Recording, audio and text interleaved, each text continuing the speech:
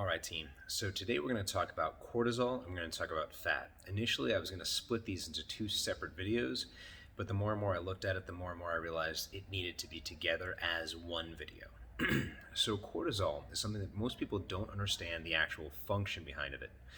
You've seen the advertisements for cortisol blockers and you've seen how bad cortisol is for you.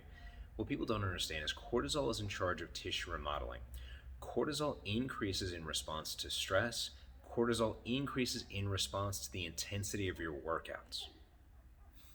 I pause there because I need you to hear that again. Cortisol increases in response to the intensity of your workouts.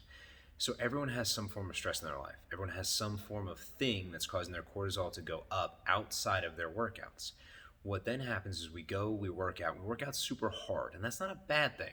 But if your intensity in your workouts is always an 8, 9, or a 10 every time you work out 6, 7 days a week, you are increasing your internal stress, by default increasing your cortisol levels. What's supposed to happen is cortisol should rise in response to the intensity from your workouts. That should signal a growth hormone response, which will allow your muscles to repair themselves and your system to calm down. As your body produces more growth hormone, you are supposed to relax so that you can get ready for your next fight or flight response, which is where the cortisol would dump out again. What we have is we've created this world where cortisol production during a workout is a good thing, and you don't like hearing cortisol production during a workout and a good thing. It doesn't even sound right. But all the high intensity work that we do stimulates that. So every now and then, it's always better to scale back a little bit and decrease the stress on your body.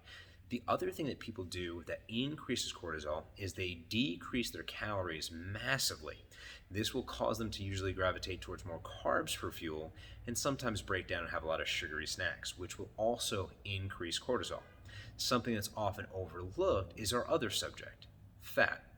Fat is one of those things that's been very vilified because that's what's going to make you fat, when in reality, fat is actually a great fuel source for your body. And by consuming fat, your body will actually learn that it's okay to break down fat.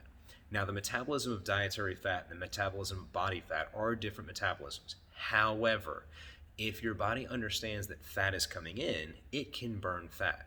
It is not impossible for your body to consume fat and burn fat. It needs to learn how to do that. Fat itself is more efficient as a fuel source. So when we think about carbohydrates, we know it's 4 calories per gram of carbohydrate is the energy required to break down a gram of carbohydrate. It's a really long way to say it takes less work to break down 1 gram of carbohydrate than it does to break down 1 gram of fat.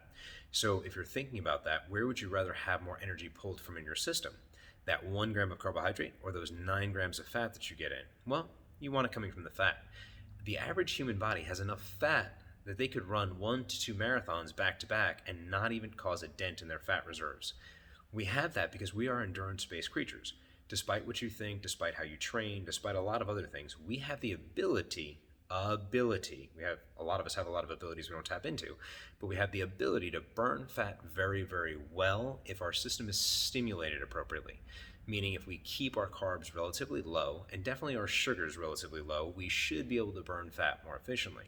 And I say should because for the most part, everyone has the ability to convert their body into a fat-burning machine if we fuel the body appropriately, we recover appropriately, we don't deprive the body of dietary fats. There's a lot more reasons we need fat in our diet, but I'm going to sum it up all right here because I'm almost at the 4-minute mark. We need fats coming in to help calm the central nervous system, which will decrease the amount of cortisol that we produce.